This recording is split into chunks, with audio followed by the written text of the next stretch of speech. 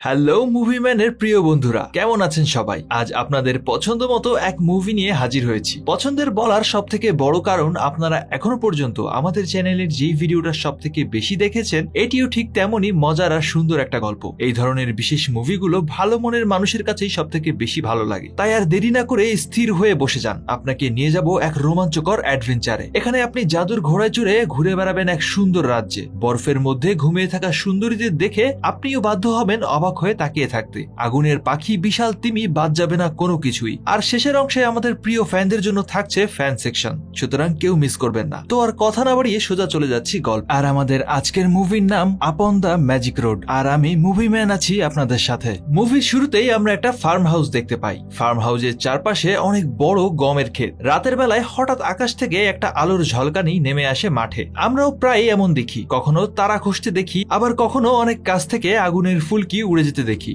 অনেকেই জিন পরি ভেবে ভয় পায়। বিজ্ঞান অবশ্য এটাকে অন্যভাবে ব্যাখ্যা করে। এরপর দেখা যায় সেই আলোটা পুরো মাঠ জুড়ে ছোটাছুটি করছে। মুহূর্তেই সেই আলো মাঠের অনেক ফসল নষ্ট করে আবারও আকাশে চলে যায়। সকাল হতেই ঘুম থেকে উঠে ফার্মের মালিক দেখে ফসলের মাঠের খুব খারাপ অবস্থা। আর এই বৃদ্ধই হলো এই ফার্ম হাউসের মালিক। আর চারপাশে যে গমের বিশাল ক্ষেত দেখা যাচ্ছে, এটা মূলত তিনি আর তার 3 ছেলে দেখাশোনা করে। মাঠের এমন পরিস্থিতি দেখে সে তার 3 ছেলেকে ডাক দেয়। সবার শেষে দৌড়ে আসে জন। জন হলো সবার ছোট। সে খুবই সহজ সরল ও বোকা। তার বাবা মাঠের এই খারাপ অবস্থা দেখিয়ে তাদেরকে বলে, দেখেছো ফসলের কি অবস্থা হয়েছে? কে যে করলো এটা? এক রাতেই এত বড় ক্ষতি কিভাবে হলো? কিছুই বুঝতে পারছি না। হুট করে বোকা জন বলে ওঠে, আমি মাঠে একটা হ্যামস্টারকে দেখতে পেয়েছি। আমার মনে হয় এটাই সব ফসল নষ্ট করে দিয়েছে। বুঝতে পারছেন কতটা বোকা? আর তার ধারণা একটা সামান্য ইঁদুর এক রাতের ভেতরেই এত বড় একটা ক্ষতি করে ফেলেছে। তার ছেলের এমন কথা শুনে বুড়ো লোকটা খুবই রেগে যায়, কারণ ফসল পাহারা দেওয়ার দায়িত্ব ছিল মূলত তার ছেলেদের। আর তাই বৃদ্ধ আজকে রাতে তার ছেলেদেরকে কড়া পাহারা দেওয়ার জন্য আদেশ দেয়। জন খুব বোকা হয়, তার ভাইরা সবসময় তাকে দিয়ে কাজ করায়। আর আজকে রাতেও তার ব্যতিক্রম হয় না। আর জনের 2 ভাই রাতে পাহারা দেওয়ার সব দায়িত্ব জনকে বুঝিয়ে দিয়ে নিশ্চিন্তে ঘুমিয়ে যায়। জন খুশি মনে পাহারা দেওয়ার জন্য রাজিও হয়ে যায়। রাত নামার সাথে সাথেই জন পাহারা দিতে চলে আসে। সে ফসল নষ্ট করা চোরকে ধরার জন্য একটা দড়ি রেডি করছিল, আর সেই সাথে সকালে পাওয়া সেই হ্যামস্টারের সাথে গল্প করছে। হঠাৎ করে জন একটা ঘোড়ার ডাক শুনতে পায়। ডাক শোনার পর উঠে দাঁড়ায়। পেছনে তাকিয়ে দেখে বিশাল মাপের একটা সাদা রঙের ঘোড়া। জন জীবনেও এত বড় ঘোড়া দেখেনি। আর আমি শিওর আপনারাও কখনো জীবনে এত বড় ঘোড়া দেখেননি। আর তাই ঘোড়াটাকে ধরার জন্য সে দড়ি নিয়ে টাওয়ারের উপরে ওঠে আর দড়িটা ঘোড়ার গলায় পরিয়ে দেয়। কিন্তু এটা কোনো সাধারণ ঘোড়া ছিল না। আর ঘোড়াটা এতটাই শক্তিশালী ছিল যে জন তাকে টানার বদলে সেই উল্টো জনকে টেনে নিয়ে যাচ্ছিল। এটা ছিল একটা জাদুর ঘোড়া।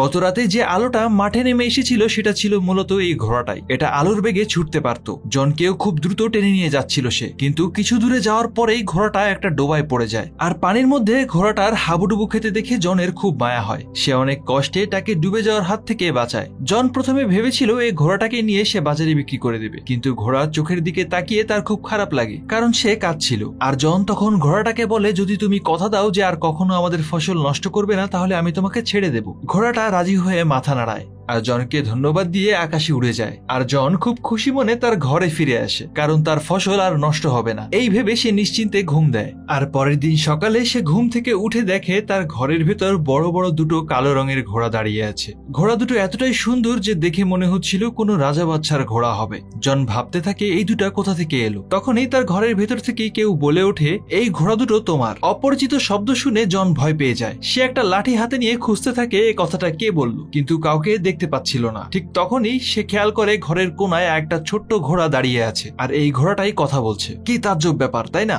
আসলে এই ঘোড়াটাও একটা জাদুর ঘোড়া। সে জনকে বলে, আমার নাম ফল। গতরাতে তুমি যে ঘোড়াটাকে বাঁচিয়েছিলে সে আমার মা। তাই আমার মা তোমার জন্য খুশি হয়ে উপহার পাঠিয়েছে। ফল হলো ওই জাদুর ঘোড়াটার ছেলে। সে জনকে আরো বলে, আমার কোনো বন্ধু নেই, তাই আমি কিছুদিন তোমার সাথেই থাকবো। আর এই কালো 2 ঘোড়া তুমি চাইলে বাজারে নিয়ে বিক্রি করতে পারো। জন এসব শুনে খুবই খুশি হয়। অন্যদিকে জনের বাবা ঘুম থেকে উঠে দেখে ক্ষেতের অবস্থা আগের দিনের থেকে আরো বেশি খারাপ, কারণ গত রাতে জন আর ওই সাদা ঘোড়াটা যে পরিমাণ দৌড়াদৌড়ি করেছে তাতে তাদের সব ফসল নষ্ট হয়ে গেছে। জনের বাবা চিল্লাতে চিল্লাতে জনের ঘরের দিকে দৌড়ে আসছে। জন কি করবে বুঝতে পারছিল না। এমন সময় ফল তাকে বলে, আমার পিঠে উঠে বসো। আর জনকে পিঠে নিয়ে সে ভো দৌড় দিয়ে সেখান থেকে পালিয়ে যায়। আর ছোট্ট এই ঘোড়ার এত গতি দেখে জন অনেক অবাক হয়ে যায়। আর ফসলের জমি থেকে অনেক দূরে একটা নদীর পাড়ে এসে তারা থেমে যায়। আর তখন ফল বলে, আমি চাইলে আরো জোরে দৌড়াতে পারি। আর আর অন্যদিকে তখন জনের বাবা আর তার দুই ভাই জনের ঘরে ঢোকে, আর সেখানে তারা দুটো ঘোড়াকে দেখতে পায়। আর এত সুন্দর ঘোড়া দেখে তারা সেগুলোকে বাঁধার চেষ্টা করে।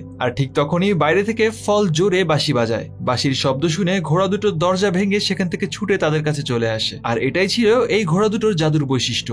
ফল বাঁশি বাজালে ঘোড়া দুটো যেখানেই থাক না কেন ছুটে তার কাছে চলে আসবে। আর এবার তারা ঘোড়া দুটোকে নিয়ে নিশ্চিন্তে হাঁটতে থাকে শহরের দিকে। শহরের বাজারে ঢুকতেই সবার চোখ চলে যায় ঘোড়া দুটোর দিকে। এত সুন্দর ঘোড়া এর আগে তারা কেউ দেখেনি। আর আজকে বাজারের মূল আকর্ষণই হলো এই দুটো ঘোড়া। সবাই ঘোড়ার দাম জিজ্ঞেস করতে থাকে। বাজারের মাঝখানে রীতিমতো ভিড় জমে যায়। ফল জাদুর মাধ্যমে ভবিষ্যৎ দেখতে পায়, তাই সে জনকে বলে ওই দূরে বসে থাকা বৃদ্ধর কাছে এই ঘোড়া দুটো বিক্রি করে দাও। কিন্তু জন কিছুতেই কম দামে ঘোড়া বিক্রি করতে চায় না। আর তাই সে গরম গরম সবার সামনে নিলাম ডাক দেয়। সবাই ভিড় জমিয়ে দাম বলতে থাকে। এগুলো প্রাসাদের উপর থেকে তখন রাজা দেখছিল। আর এখানকার রাজা ছিল খুবই দুষ্টু প্রকৃতির, আর তার থেকেও বেশি কুবুদ্ধি সম্পন্ন ছিল তার মন্ত্রী। আর নিলাম চলাকালীন সময়ে রাজা নিচে নেমে আসে, আর সেখানে এসে এসে বলে এই ঘোড়া দুটো তো রাজকীয় ঘোড়া, এগুলো তুমি নিশ্চয়ই চুরি করেছো। এটা বলে রাজা তার প্রহরীদেরকে দিয়ে ঘোড়া দুটো জব্দ করে নেয়। জন টাকা চাইলে রাজা তাকে কোনো টাকা না দিয়ে ঘোড়া নিয়ে সেখান থেকে চলে যায়। আর জন বোকার মতো দাঁড়িয়ে সবকিছু দেখতে থাকে। আর এই ঘটনায় ফল জনকে অনেক বকা দেয়, কারণ সে আগেই বলেছিল ঘোড়াগুলো বৃদ্ধের কাছে বিক্রি করতে। এরপর ফল আবারও বাঁশি বাজালে ঘোড়া দুটো দৌড়ে তাদের কাছে চলে আসে। আর সেগুলোকে ধরার জন্য প্রহরীদের অবস্থা প্রায় নাজেহাল। এমনকি রাজা তার গাড়ি সহ হুমড়ি খেয়ে আটার বস্তার উপরে পড়ে যায়। আর রাজার পুরো শরীর আটায় সাদা হয়ে যায়। রাজার এমন অবস্থা দেখে জন হাসতে থাকে। রাজা খুব রেগে যায় আর জনকে বলে তোমার কত টাকা চাই। আর এটা বলে রাজা তার স্বর্ণমোহরের বক্স খুলে দেয়। কিন্তু জন দুইটা সোনার টুপি চায়। আর এটা শুনে রাজার চোখ মাথায় উঠে যায়। কিন্তু তখন রাজার দুষ্টু মন্ত্রী তাকে একটা বুদ্ধি দেয়। সে রাজাকে বলে আপনি এই ছেলেটাকে রাজমহলে চাকরির অফার দিন। রাজা তার মন্ত্রীর বুদ্ধিতে রাজি হয়ে যায়। আর তাই সে জনকে আস্তাবলের প্রধানের কাজ দেয়। চাকরি পেয়ে জন তো খুব খুশি, কিন্তু রাজা মূলত সবার সামনে তার অপমানের প্রতিশোধ দিতে চাচ্ছিল। আর এ কারণেই সে জনকে প্রাসাদে চাকরি দিয়েছে। জন তার কাছে থাকলে সে জনকে দিয়ে যা ইচ্ছা তাই করাতে পারবে। কিন্তু বেচারা জন খুব সততার সাথেই তার কাজগুলো করে যাচ্ছিল। কিন্তু এদিকে পাজি মন্ত্রী তখন জনকে বিপদে ফেলার নানা কৌশল খুঁজছিল। সে রাজাকে বলে আপনি জনকে একটা আগুনের পাখি ধরে আনতে বলেন। আগুন পাখির নাম তো সবাই শুধু গল্পেই শুনেছে, কেউ কখনো নিজের চোখে দেখেনি। আর তাই জন কখনো সেটাকে ধরেও আনতে পারবে না। আর তাই আপনার আদেশ না মানার জন্য আপনি ওকে মৃত্যুদণ্ড দিতে পারবেন। আর দুষ্টু রাজার দুষ্টু মন্ত্রীর এই বুদ্ধিটাও খুব পছন্দ হয়। আর বোকা জন কোনো পরিণতির কথা না ভেবেই রাজার জন্য আগুন পাখি ধরতে রাজি হয়ে যায়। কিন্তু ফল যখন এই কথা শুনতে পারে সে অবাক হয়ে যায়। সে জনকে বলে আগুন পাখি ধরতে যাওয়া খুবই বিপজ্জনক, কারণ যারা এই পাখি ধরতে গেছে তারা আজ পর্যন্ত কেউই ফিরে আসেনি। এমনকি যারা আজ পর্যন্ত ওই পাখির দেখা পেয়েছে তাদের সবাইকে পাখিটা মেরে ফেলেছে। কিন্তু জন কিছুতেই হার মানবে না। সে জিনিসপত্র গুছিয়ে নেয় পাখি ধরতে যাওয়ার জন্য।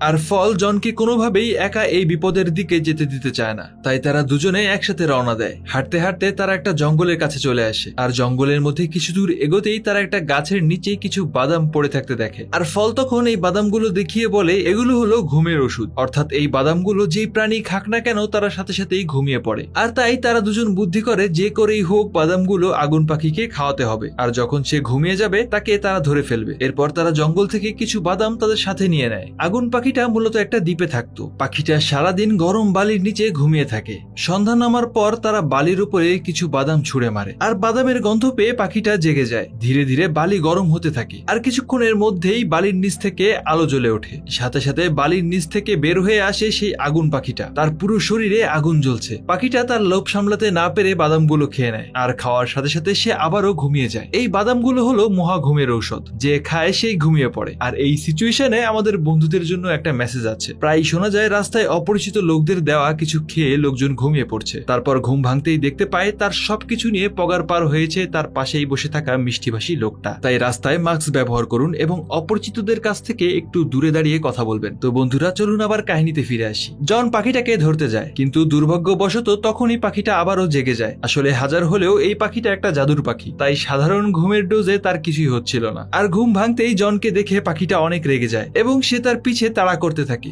ফল আর জনের পেছনে পাখিটা অনেকক্ষণ তাড়া করে। আর যার কারণে পুরো দ্বীপে আগুন ধরে যায়। সব গাছপালা পুড়ে ছাই হয়ে যাচ্ছিল। তাদের পালানোরও আর কোনো পথ নেই। পাখিটা তাদেরকে ধরে ফেলে। আর কোনো পালানোর পথ খুঁজে না পেয়ে জন বুদ্ধি করে আরেকটা বাদাম পাখিটার দিকে ছুঁড়ে মারে। পারে। বোকা পাখিটা খাবারের লোভ সামলাতে না পেরে সেই বাদামটাও খেয়ে ফেলে, আর এটাই ছিল তার জন্য একদম পারফেক্ট ডোজ। আর পরের দিন সকালে যখন পাখিটা ঘুম থেকে ওঠে, সে দেখতে পায় তার শরীর শিকল দিয়ে বাঁধা। পাখিটা বুঝতে পারে সে বন্দী হয়ে গেছে, আর তাই সে জনের দিকে তাকিয়ে কান্না করতে থাকে। আর পাখিটার কান্না দেখে জনের আবারও মায়া হয়। জন তো আগে থেকেই নরম মনের মানুষ, তাই সে পাখিটার সব শিকল খুলে তাকে মুক্ত করে দেয়। মুক্তি পেয়ে আগুন পাখিটা আকাশে উড়ে যায়, কিন্তু যাওয়ার সময় জনকে তার একটা আগুনের পালক উপহার দিয়ে যায়। আর এই পাখনাটাতে তখনও আগুন জ্বলছিল। এটা কোনো সাধারণ পালক ছিল না, এটা একটা জাদুর পালক ছিল, যা আমরা কাহিনীর মধ্যেই জানতে পারবো। আর এই পালকটা পেয়ে জন খুবই খুশি হয়ে যায়। ফল তাকে বলে, রাজা তোমাকে এবার কিছুতেই ছাড়বে না, আর এবার তোমাকে ফাঁসিতে ঝুলতেই হবে। রাজা তোমাকে বলেছিল এই পাখিটাকে ধরে নিয়ে যেতে, আর তুমি তাকে ধরেও আবার ছেড়ে দিয়েছো। আর জন তখন বলে, আমি রাজাকে আগুনের এই পাখনাটা দিয়ে বিশ্বাস করাবো যে আমি আগুনের পাখিকে ধরেছিলাম। জন খুব সহজ সরল হয়, সে সবাইকে নিজের মতো ভাবে। আর সহজ সরল মানুষগুলো চিন্তা ভাবনাও খুব সহজ সরল হয়। বাস্তবে দেখা যায় তারাই জীবনের প্রতিটি ক্ষেত্রে ঠকে যায়। আর পরের দিন যখন জন রাজার কাছে যায়, তখন রাজা তার কোনো কথাই বিশ্বাস করছিল না। তার সব কথাগুলো আজগুবি বলে উড়িয়ে দেয়। আর এরপর এই সুযোগকে কাজে লাগিয়ে রাজার কথা অমান্য করার শাস্তি হিসেবে জনকে মৃত্যুদণ্ড দেওয়া হয়। কিন্তু ফাঁসির মঞ্চে নিয়ে আসা হলে জন সবার সামনে সেই পালকটা পকেট থেকে বের করে ধরে বলে, এই জ্বলন্ত পাখনাটাই হচ্ছে প্রমাণ যে আমি আগুনের পাখি ধরেছিলাম। কিন্তু বোকা জন দেখেনি পাখনাটা আর জ্বলছে না। এটা দেখে সবাই জনকে পাগল বলতে থাকে। আর রাজা তখন জল্লাদকে মৃত্যুদণ্ড কার্যকর করতে বলে। আর ঠিক তখনই সবাই অবাক হয়ে আকাশের দিকে তাকায়, কারণ সেই আগুন পাখিটা উঠতে উঠতে সবার সামনে চলে এসেছে। জ্বলন্ত পাখিটা সবার মাথার উপর দিয়ে উঠছিল। এই ঘটনা দেখে প্রজারা বিশ্বাস করে নেয় যে জন সত্যি কথাই বলছে। আর সবার সামনে সত্যটা বের হয়ে আসায় রাজা বাধ্য হয় জনের মৃত্যুদণ্ড বন্ধ করতে। যেহেতু ঘটনার সত্যতা প্রমাণ হয়ে গেছে, তাই রাজার কথা মতো জনকে প্রমোশন দেওয়া হয়। যদিও রাজা মনে মনে একদমই খুশি ছিল না, কিন্তু জনগণের সামনে ভালো সাজতে তাকে জোর করে এটা করতে হয়। কিন্তু জনের এমন জনপ্রিয়তা রাজা এবং মন্ত্রী কেউই মন থেকে মেনে নিতে পারছিল না। রাজা কোনোভাবেই হার মানবে না, সে জনকে শায়েস্তা করেই ছাড়বে। তাই সেই মন্ত্রীকে আরো কঠিন বুদ্ধি বের করতে বলে। আর এই মন্ত্রীর মাথায় সবসময় আজগুবি বুদ্ধি ঘুরতো। মন্ত্রী রাজাকে বলে, আমি একটা পাহাড়ের কথা জানি যেখানে একটা রাজকন্যা থাকে। ওই রাজকন্যাকে খুঁজে পাওয়া অসম্ভব। আপনি জনকে বলুন ওই রাজকন্যাকে আপনার কাছে নিয়ে আসতে। এটা সে কখনোই করতে পারবে না। সে রাজাকে আরো বলে, আর যদি জন এটা করেও ফেলে তাহলেও আপনার লাভ, কারণ আপনি ওই রাজকুমারীকে বিয়ে করতে পারবেন। রাজার কাছে এই বুদ্ধিটাও খুব পছন্দ হয়। আর তাই ঠিক আগের বারের মতোই রাজা জনকে ডেকে সেই রাজকুমারীকে আনতে পাঠায়। ফলকে নিয়ে জন সেই পাহাড়ের উদ্দেশ্যে রওনা দেয়। পাহাড়টা অনেক উঁচু চূড়ায় মেঘের উপরে অবস্থিত, আর পুরো পাহাড় ছিল বরফে ঢাকা। আর এখানে কোনো সাধারণ মানুষের পক্ষে যাওয়া এক প্রকারে অসম্ভব। কিন্তু জন ফলের সাহায্যে সেই পাহাড়ের উপরে উঠে আসে। আর পাহাড়ের উপরে আসতেই দেখে সেখানে বরফের তৈরি এক বিশাল প্রাসাদ ছিল, এমনকি বরফের তৈরি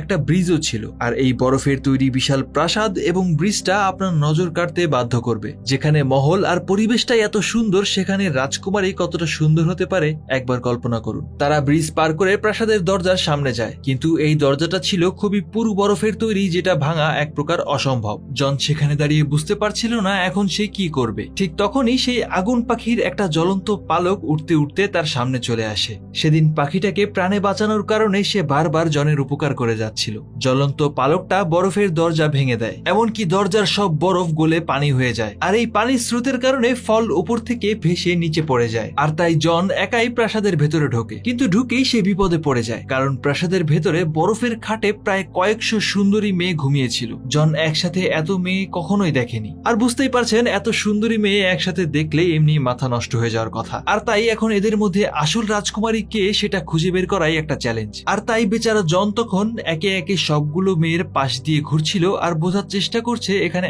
আসল রাজকুমারী কে। ঠিক তখনই সেই জ্বলন্ত পাখনাটা এসে একটা মেয়ের উপরে গিয়ে পড়ে, যার কারণে মেয়েটার ঘুম ভেঙে যায়। এটা দেখে জন বুঝে ফেলে এই মেয়েটাই আসল রাজকন্যা। রাজকুমারীর গায়ে বরফের তৈরি জামা ছিল, আর মাথায় বরফের মুকুট যেটা হীরের মতো চকচক করছে। সে মূলত বরফের রাজকন্যা। আর রাজকন্যা এতটাই সুন্দর ছিল যে জন অবাক হয়ে তার দিকে তাকিয়ে থাকে। তারপর জন তার কাছে গিয়ে বলে, আমাদের রাজা তোমাকে বিয়ে করতে চায়। রাজকুমারী ছিল খুবই বুদ্ধিমতী। সে জনকে বলে, তোমাদের রাজা যদি সত্যি আমাকে বিয়ে করতে চাইতো আর অনেক সাহসী হতো, তাহলে সে একাই আমাকে এখানে নিতে আসতো। এটা বলেই রাজকুমারী পাহাড়ের চূড়া থেকে লাফ দেয়। জন নিজের জীবনের কথা চিন্তা না করে রাজকুমারীর পেছন পেছন লাফিয়ে পড়ে। ভাগ্য ভালো যে ওখানে ফল ছিল, তা না হলে এই যাত্রায় জন নিচে পড়ে ভর্তা হয়ে যেত। ফল উড়ে এসে জনকে নিজের পিঠে বসিয়ে আর রাজকুমারীকে উদ্ধার করে নেয়। এরপর দুজনকে পিঠে নিয়ে একটা বনের ভেতরে ঢোকে। রাতে তারা বনের ভেতরেই বিশ্রাম নেয়। রাজকুমারী যখন ঘুমাচ্ছিল তখন জন রাজকুমারীর দিকে এক দৃষ্টিতেই তাকিয়েছিল। ফল এটা দেখে বুঝতে পারে জন রাজকুমারীর প্রেমে পড়ে গেছে। আছে। সে জনকে বলে, রাজা যদি জেনে যায় তুমি রাজকুমারীকে পছন্দ করো তাহলে তোমার বিপদ আরো বেড়ে যাবে। তাদের কথা বলার মাঝখানে রাজকুমারী জেগে যায় আর সে লুকিয়ে তাদের কথা শুনছিল।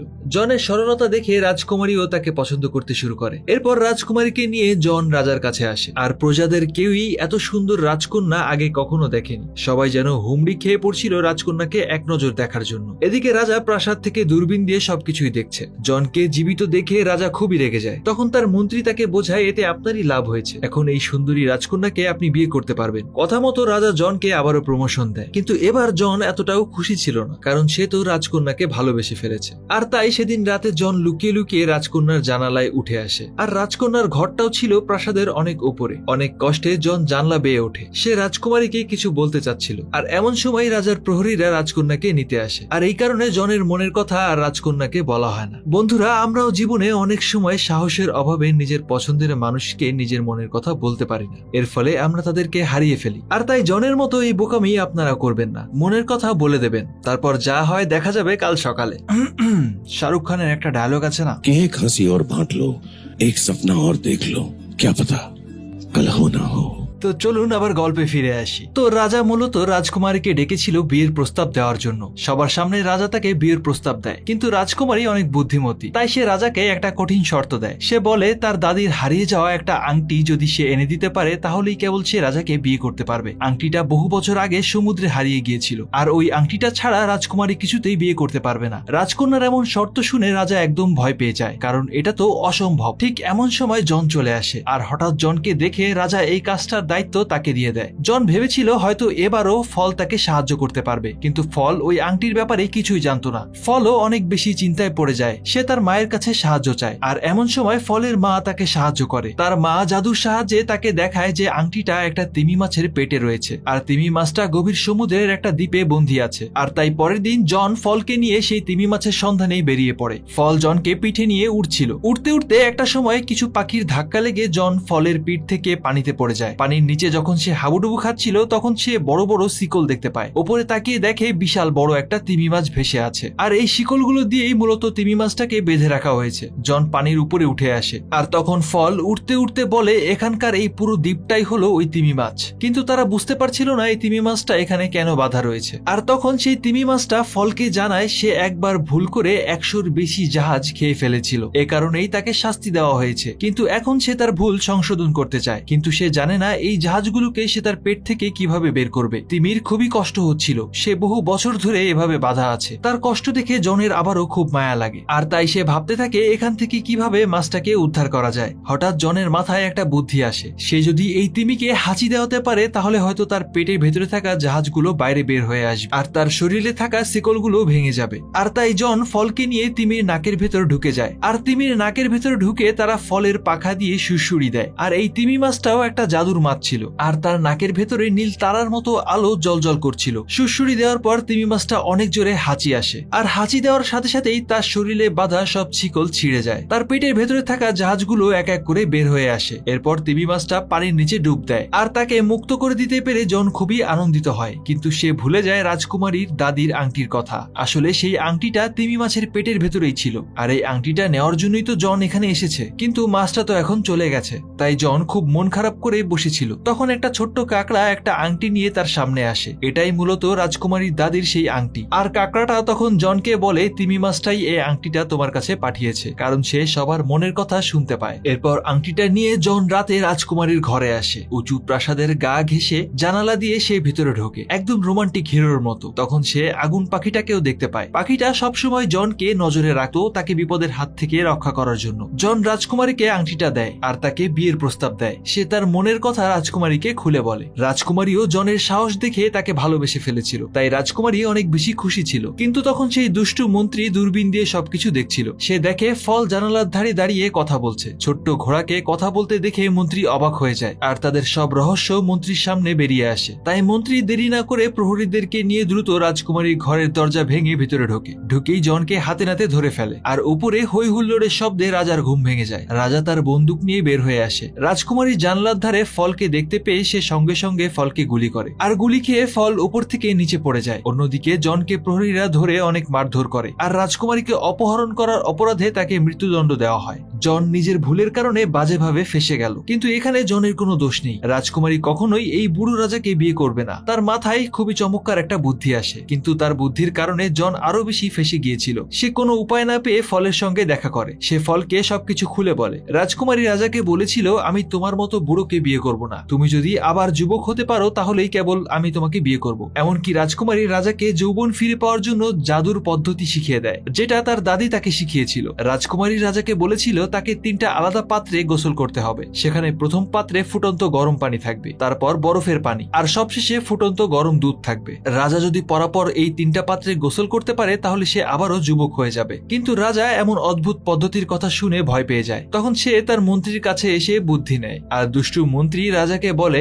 আপনি আগে এই 3টা পাত্রে জনকে গোসল করাবেন। যদি সে এই পরীক্ষায় বেঁচে যায় তাহলে আপনি নিশ্চিন্তেই এই পদ্ধতি ফলো করতে পারেন। ফল এই ঘটনা শুনে আরো বেশি চিন্তায় পড়ে যায়। তখন রাজকুমারী এই পরীক্ষায় জনকে বাঁচানোর উপায় বলে। যদি তারা প্রথম পাত্রে রাজকুমারীর দাদির আংটি, আর দ্বিতীয় পাত্রে সেই আগুন পাখির পালক, আর তৃতীয় পাত্রে জন্ম মৃত্যুর ফুল ছড়িয়ে দেয় তাহলে জনের কিছুই হবে না। আর এই জন্ম মৃত্যুর ফুল হলো একটা জাদুর ফুল, যেটা পৃথিবীর শেষ প্রান্তে পাওয়া যাবে। আর তাই রাজকুমারী তখন ফলকে বলে, আমার আংটি তো আমার কাছেই আছে, আর আগুন পাখিও চলে আসবে, তাই তুমি কালকের মধ্যেই জন্ম মৃত্যুর ফুল নিয়ে আসবে। কিন্তু ফল তখন রাজকুমারীকে বলে, আমি এত দ্রুত পৃথিবীর শেষ প্রান্তে যেয়ে আবার কিভাবে ফিরে আসবো? রাজকুমারী তখন বলে, তুমি পারবে, কারণ তুমি বাতাসের থেকেও দ্রুত ছুটতে পারো। রাজার গুলি লাগার পরে আসলে ফল অনেক আহত ছিল, কিন্তু জনের জন্য তাকে এটা করতেই হবে। আর তাই ফল দেরি না করে সাথে সাথেই বের হয়ে পড়ে সেই ফুল খুঁজতে। পরের দিন সকালে রাজপ্রাসাদের সামনেই বিরাট আয়োজন। 3টা বড় বড় পাত্রে ফুটন্ত গরম পানি, বরফ আর ফুটন্ত দুধ প্রস্তুত করা হয়, আর এটা দেখতে রাজ্যের সব প্রজারা সেখানে ভিড় জমায়। রাজা সবার উদ্দেশ্যে বলে, আমি জনকে আরেকটা সুযোগ দিতে চাই।